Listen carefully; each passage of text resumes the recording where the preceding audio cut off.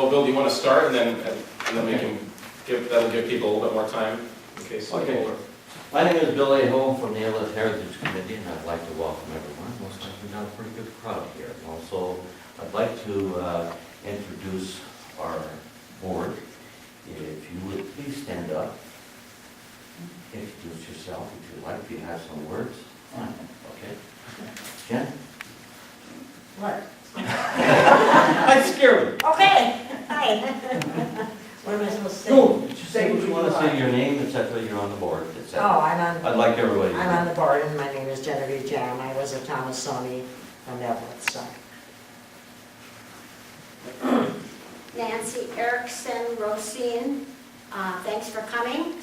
And I guess a lot of you read all the advertising that I put in the paper. It was kind of limited. You can't expect too much from the Masala Daily, but they did try. So thanks for coming. Okay.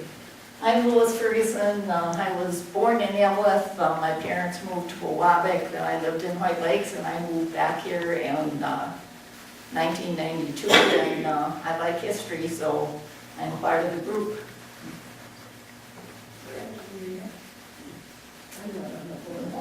No, she- Part of the committee. I'm Paula Voss, born in Eveleth, 91 years ago.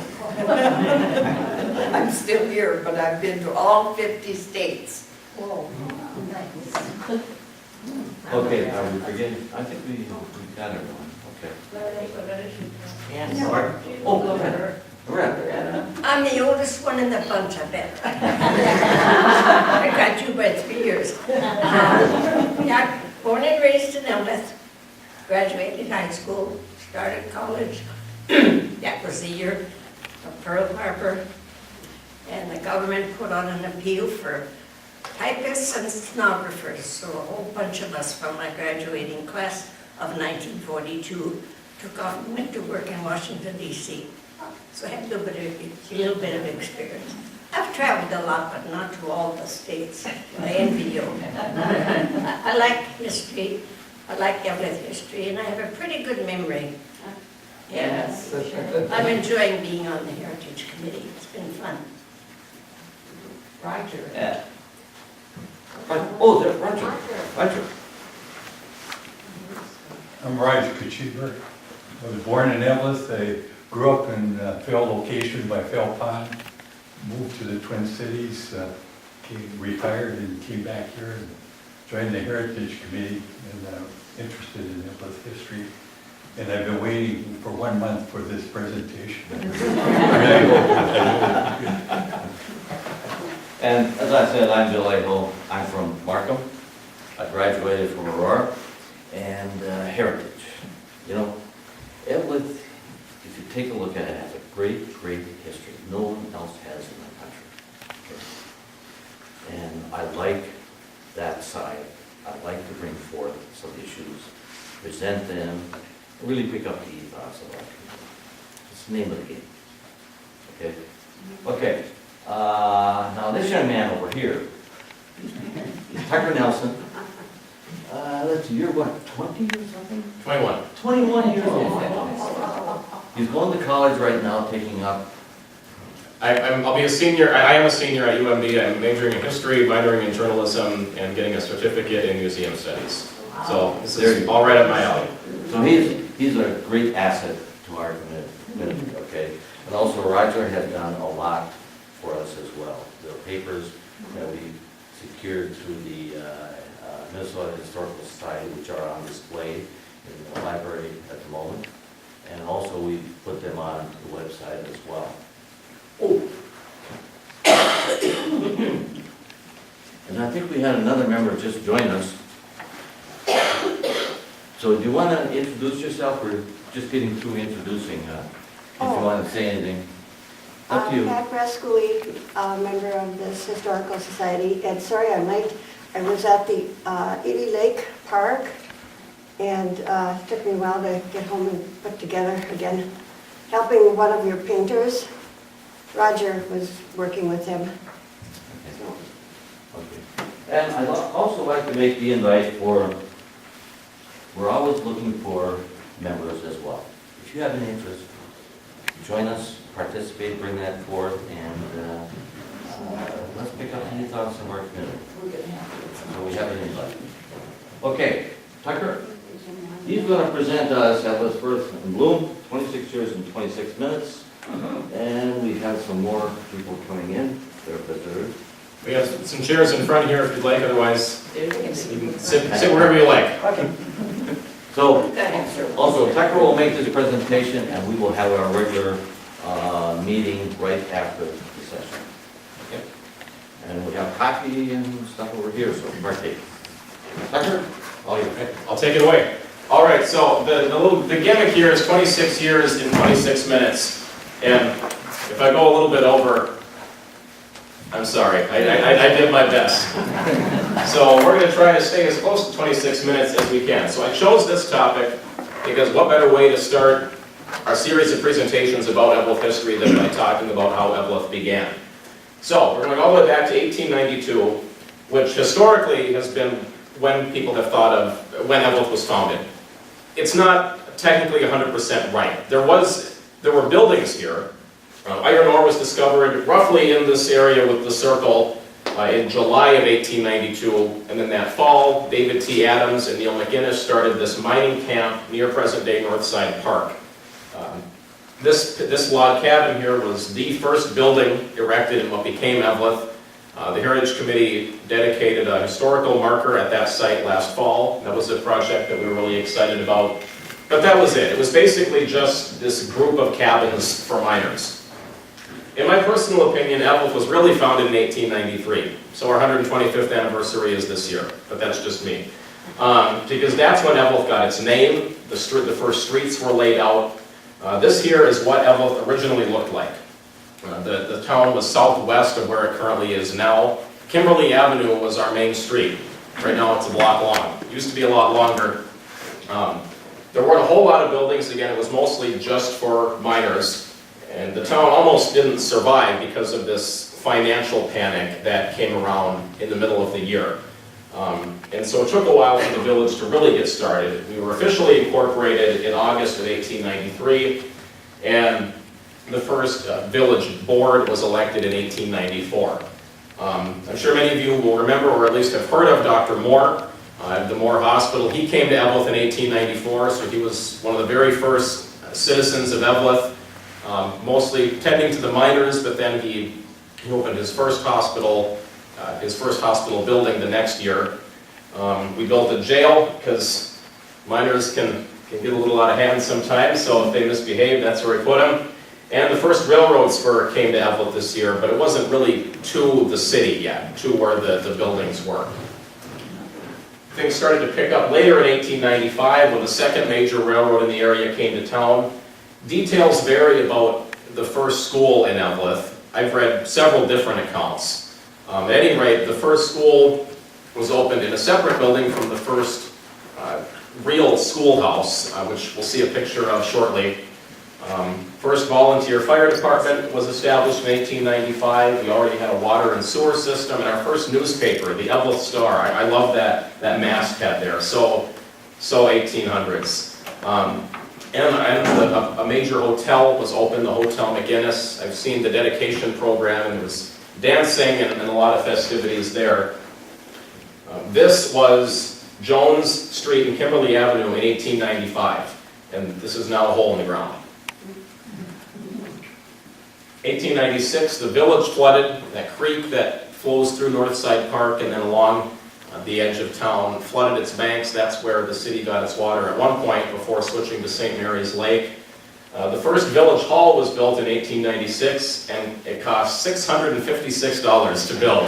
This little wooden building, that was the first village hall.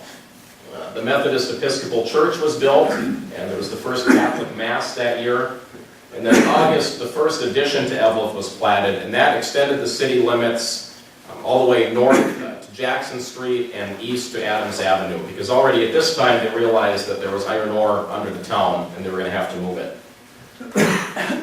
Not a lot happened in 1897, at least nothing super noteworthy. The waterworks was extended, and this was the first schoolhouse in Eveleth, and it was expanded in 1897 to the back, and the belfry was built.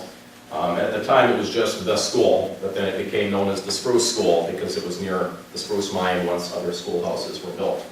We got phones in 1898, and the first edition of the Eveleth Republican was published. There were several small newspapers before the larger ones got established.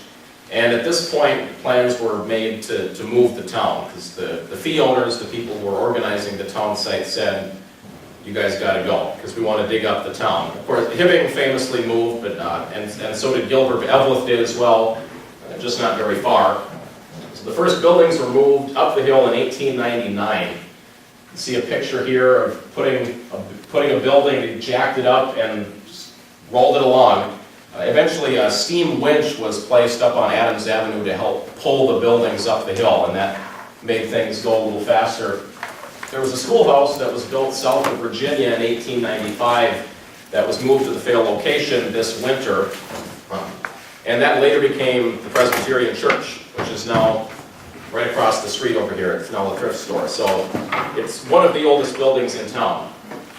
And the first Holy Family Catholic Church was dedicated. It was a wooden building on the site of the present church, and this later became the Jewish synagogue. So by 1900, we had nearly 3,000 people. Here you can see more pictures of moving the buildings. It's hard to tell exactly where the buildings ended up. Some of them very well may still exist, but eventually some of the wooden buildings were replaced with brick. And so this is when most of the moving had taken place. I love this. In 1900, the Fale mine shipped 1.2 million tons of iron ore, which was more than any other mining company in the entire world, at least according to a writer for the Minneapolis Journal. October 6th, the powder magazine at the Spruce Mine exploded and broke nearly every window and bottle of booze in town. So it was a sad day in October 1900. 1901, the population was about what it is today. There were 62 telephone subscribers. This church here, which is now, the building's still there, it's been changed a little bit. It's a non-denominational congregation. The Finnish Lutheran Church was dedicated. It's had several names. And the first national bank was established. There was a bank in the old town, but this became the first national bank, which eventually moved into what was Wells Fargo. Also in 1901, I mentioned Dr. Moore earlier. This was what many of you remember as the Moore Hospital. Some of you were probably born there. The same architect, Ten Bush and Hill of Duluth, designed both of these buildings.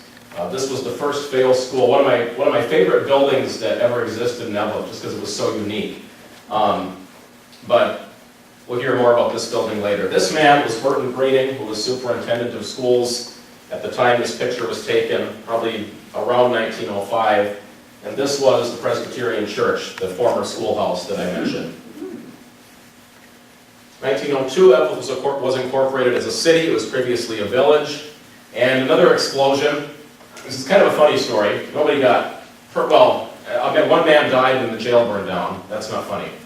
But then these robbers tried to blow up the safe in the train station and wanted to get at the money. But they weren't very good robbers. They used too much dynamite and blew up the whole depot. And that's what's left of it. And this was down at what's now Monroe Park. It used to be a rail yard. So this would be, I believe this would be Cary Avenue, and that's Monroe Street, looking toward the Spruce Mine. A lot happened in 1902. The first edition of the Eveleth Mining News was published. We had one high school graduate in 1902. Lots of kids, but only one was old enough to have graduated. Does anybody know what this building is, what it is today? This is the Range Print Shop on Grant and Hayes. The front has changed quite a bit. Then it was the Shoddy Lumber Company. It was a Finnish gathering hall. Urania, as I understand it, was the goddess of song, music, and dance. So they have dances there, and some of the socialists met there. And the Fale addition was platted, so the city limits included part of Fale location. And the Presbyterian Church was dedicated as the church. It was, the land for it was donated by the mining company. 1903, population was, almost double what it is today. Lots of people, mostly men, of course, for a while. Retail clerks formed a union to induce merchants to close stores at 8 p.m. except Saturdays and paydays. I thought that was kind of funny. Something else I forgot to mention. In the 1890s, the village council passed a resolution to prohibit the riding of bicycles on sidewalks, which I thought was kind of fun. These old village council minutes have survived that offer some interesting insight into city government in the 1890s. The Adams and Fail kindergartens were built this year because there was so much overcrowding in the schools. They needed these smaller buildings for the younger children. This was the same year that Eveleth and Virginia separated school districts. Originally, we were together with Virginia, but you can see how that turned out. The people of Virginia wanted the whole district to pay for a school in Virginia, but property values were higher in Eveleth, and the people of Eveleth said, you guys can do your own thing. So the school district split. Eveleth was on their own. The McNeil Hotel opened, which became the Park Hotel, now the Park Apartments. This is a menu from our collection from 1904. Drinking water was melted ice from St. Mary's Lake. I think that's funny. And then 2 men died in a fire at the Spruce Mine, also in 1903. About 800 students enrolled in the school district in 1904, and there were 4 high school graduates that year. And the schools were getting overcrowded, the Spruce and Fail schools, and they needed a high school. They needed a bigger school for the older students, one that was sturdier and could hold more students. So a site was approved for this new high school, and there were more recreation opportunities, and these sporting organizations were formed that year. 2 new churches, an enlarged Methodist Episcopal Church and St. Patrick's Catholic Church. Both of these buildings are now gone. This house is mostly still there. In 1905, the Eveleth Businessmen's Association was formed, and the city limits were extended once again. We had 4 police officers in 1905, and another church, the Episcopal Church, which was originally, it was on this lot on the corner of Pierce and Chandler. And then we got a new water plant that year. This, I think, is my favorite building that Eveleth has ever had. $50,000 in 1905 to build this high school. This was where the old junior high is now. The president of the University of Minnesota spoke when this was dedicated in November. It had an assembly hall on the 3rd floor that could hold 500, and separate cloakrooms for boys and girls, because how dare a boy and a girl take off their coats in the same room together. And we'll hear a little bit more about this building in a few years. We got a new city hall in 1906. The previous village hall, which was at this location, was moved down to Grant Avenue and became a movie theater, of all things, and then later was a car repair shop, and then that building is now gone. The fire department was in the city hall at this time, so of course the front looks a lot different today.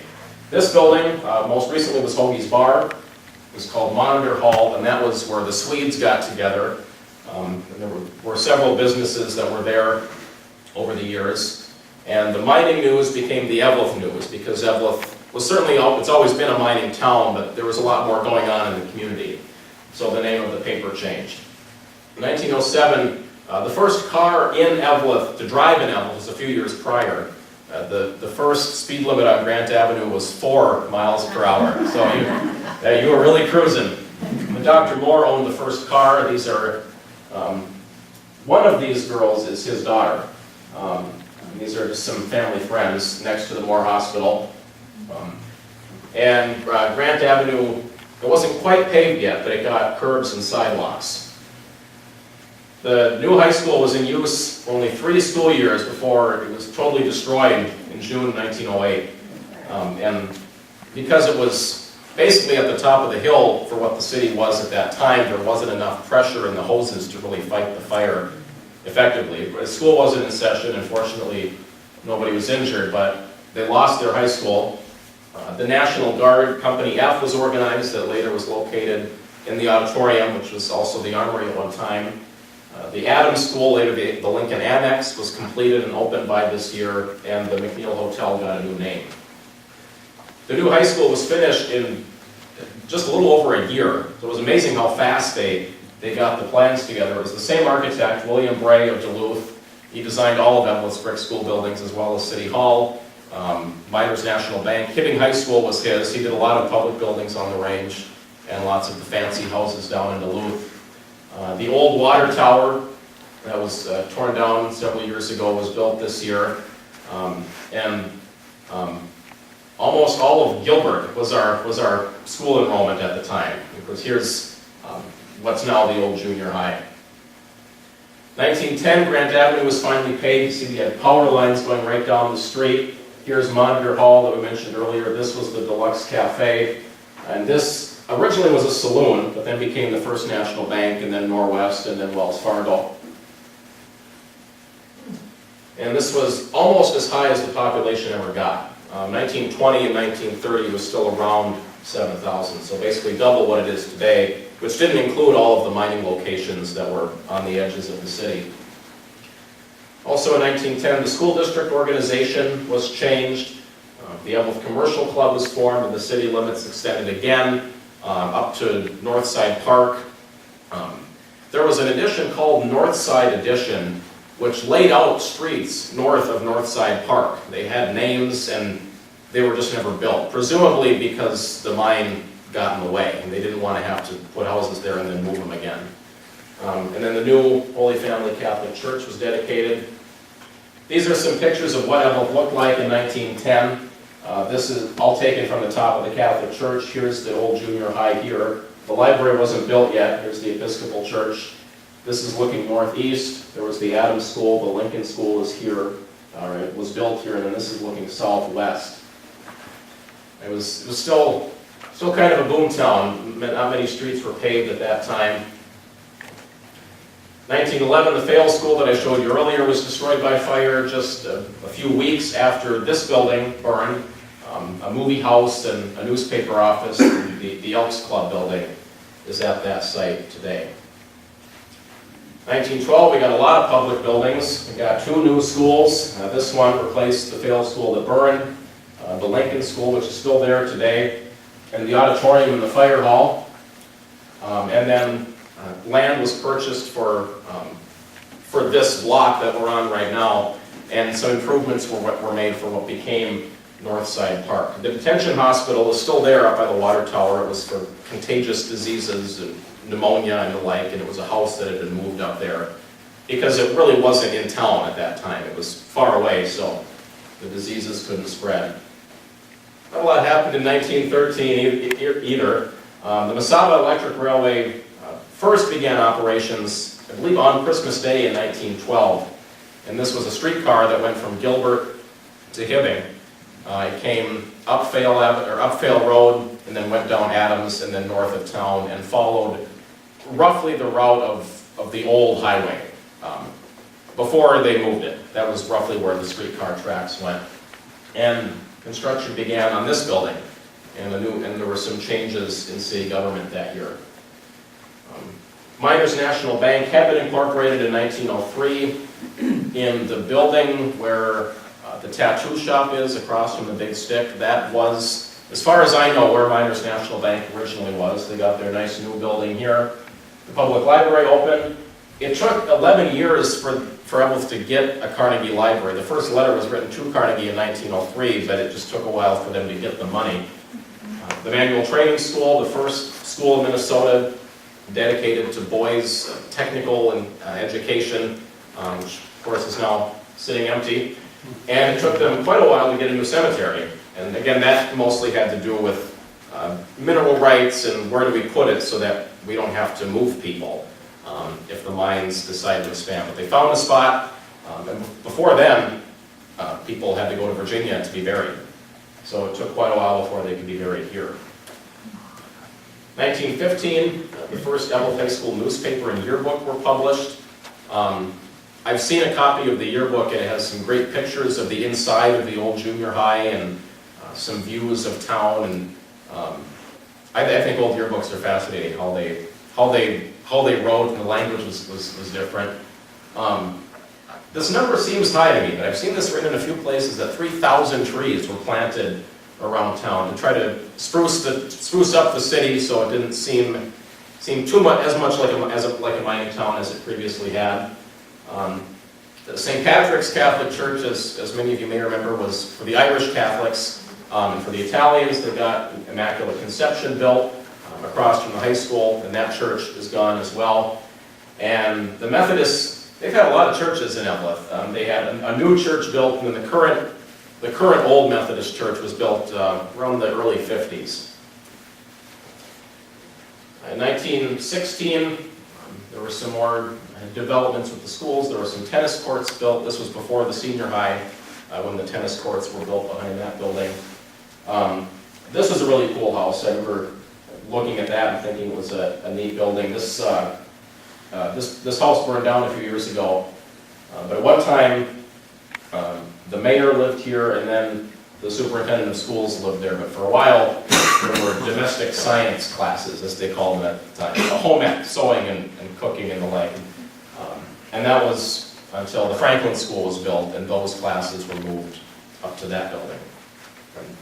Company F of the National Guard was called to the Mexican border to fight the forces of Mexican revolutionary Pancho Villa, so there were Minnesotans down in Mexico.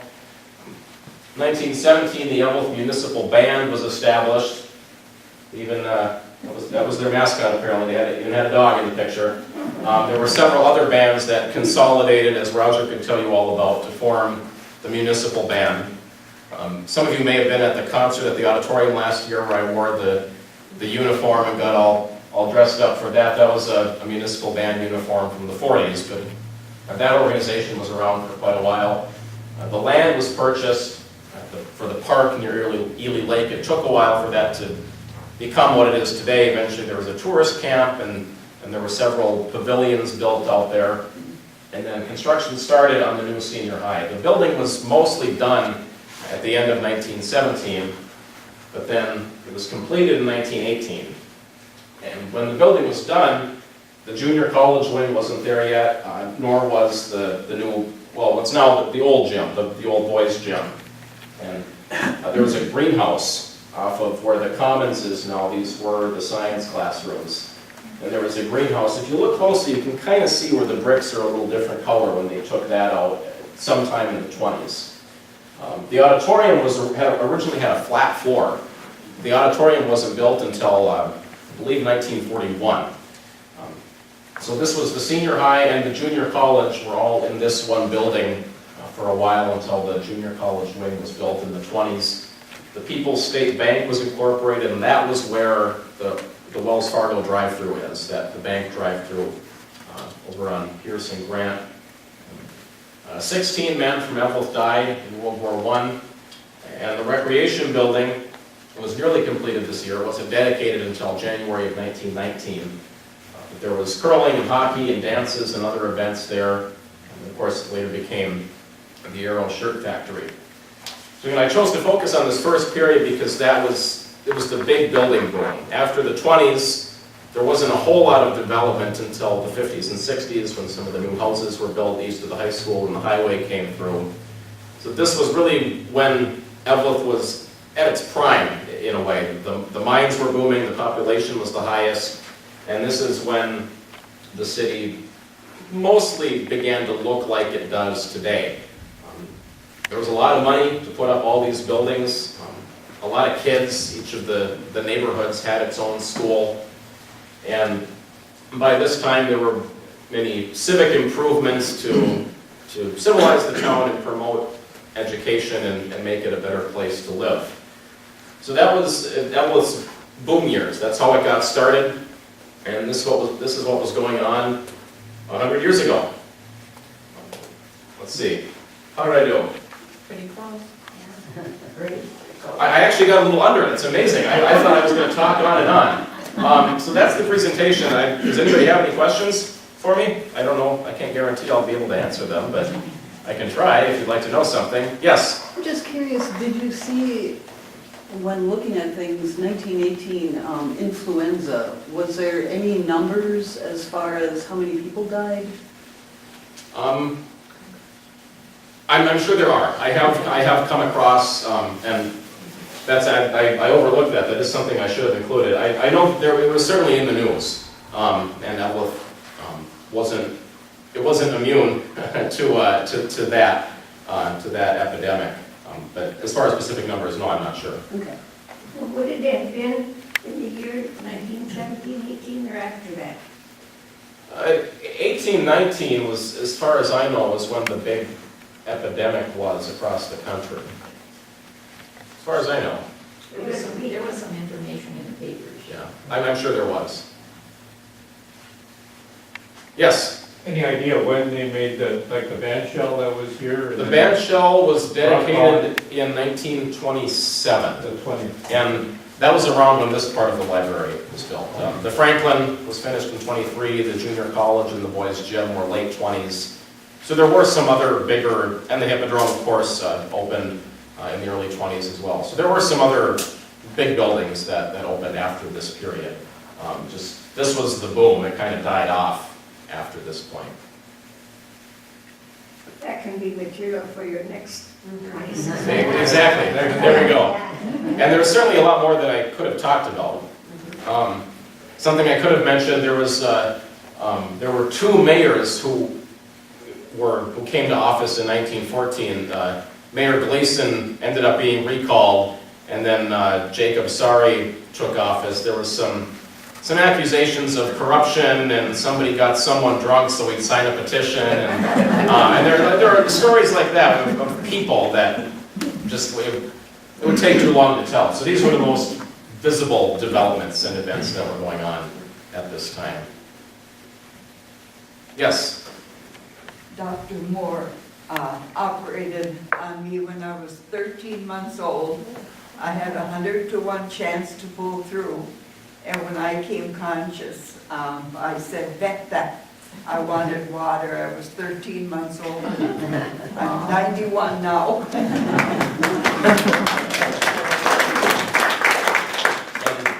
I think I breezed by it. I did include a picture of it. I'm just going to go back to it. In 1899, the first really big hospital was built, and that was the Fabiola Hospital, and that was specifically for mine employees. It was later apartments and then burned down in the 60s. And where was that located? There are houses there now. It was at Fail and Fail. Yeah. It was that building there. Yes. They changed it into apartments then? Yep, for a while. And then so this is Fail Road here, and that's Fail Avenue. So this was for mine employees, and then the Moore Hospital. It served miners as well, of course, but then just members of the general population, and that closed 1954 or 55. Yes? The name Fabiola, was that derived from maybe a mining captain or whatever? I've seen a few different stories. I think it was a saint of something, but I'm not sure. I'm not Catholic. Yes. When did they start pumping water from the lake into town? At the 20s? Early 1900s, when they built the new water plant. 1902, I think I said, is when they started going to St. Mary's Lake for water. Oh, they had pumps that long and they pumped that far, did that then? It was somewhere around here. Oh. Maybe it was earlier than that. Early 1900s, because at least. Right. Oh, there we go. We answered my question. Oh, okay. Yes. That first school that was built and burned, it was so extremely beautiful and distinctive. Do you know if it had an architectural style? Yes, what did they call it? Shingle style is I believe what they called it because it was built with wooden shingles. Some of that architect's other houses in Duluth look very similar. So these are shakes, or they'll call them, or shingles. And the houses were often, or the buildings were often very eclectic.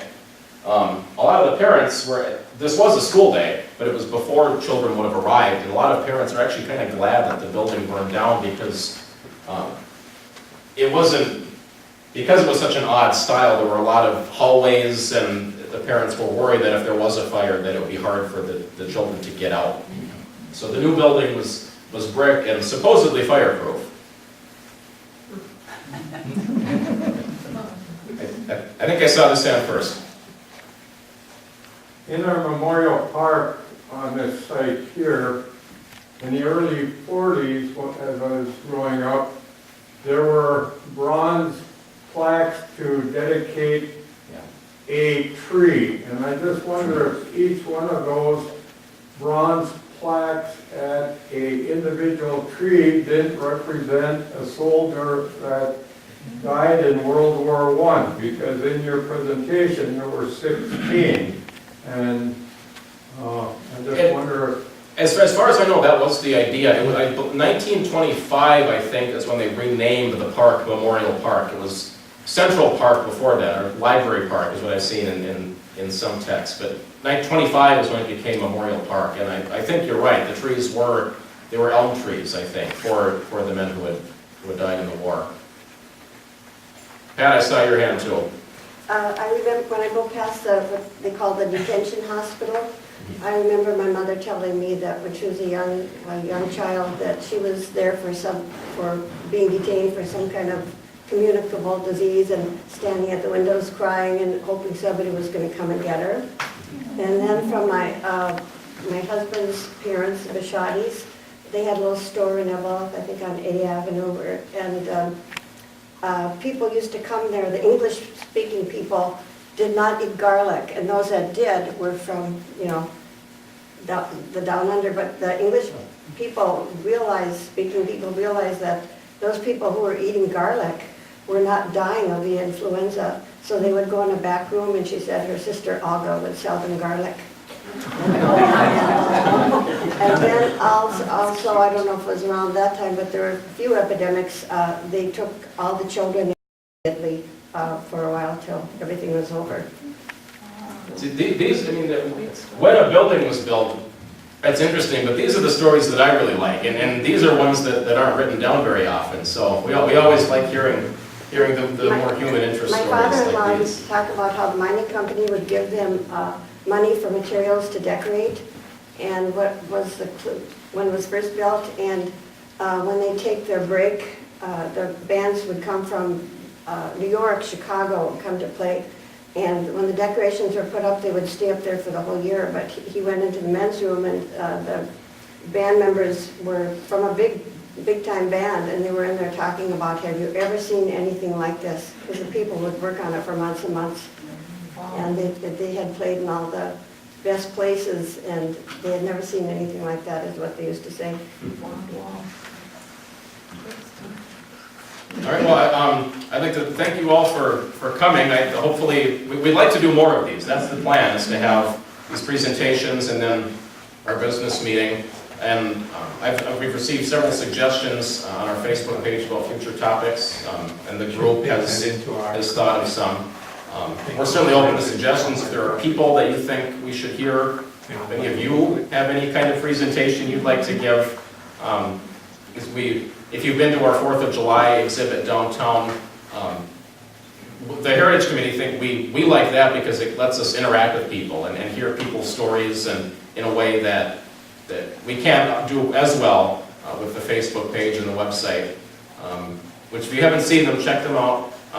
We always try to add new content and post things that people will enjoy. We also have souvenir blankets here that are available for purchase.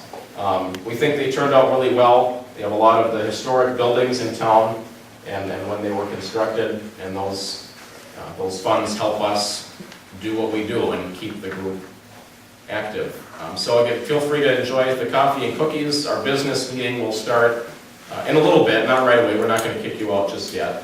You're welcome to stay. You don't have to, but if you're interested in learning about the projects we do and how you can be involved, you're welcome to stay. So thank you again. This was a lot of fun.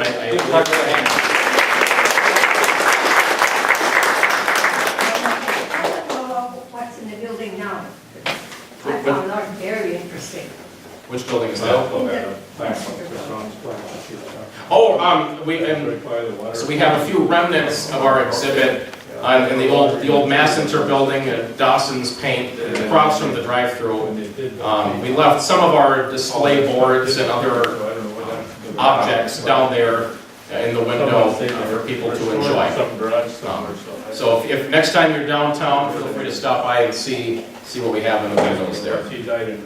And again, I'd like to make the invite, if you're interested in joining this group, by all means.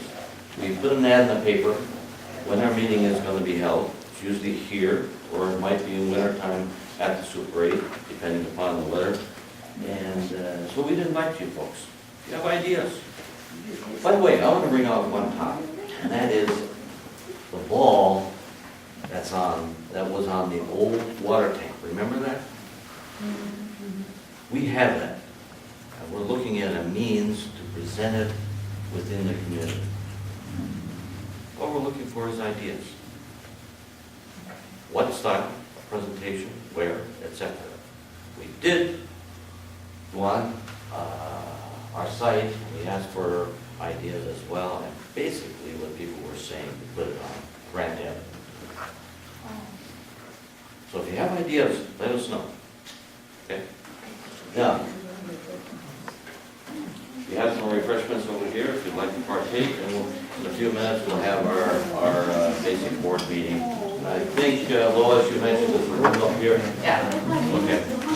And thank you for coming.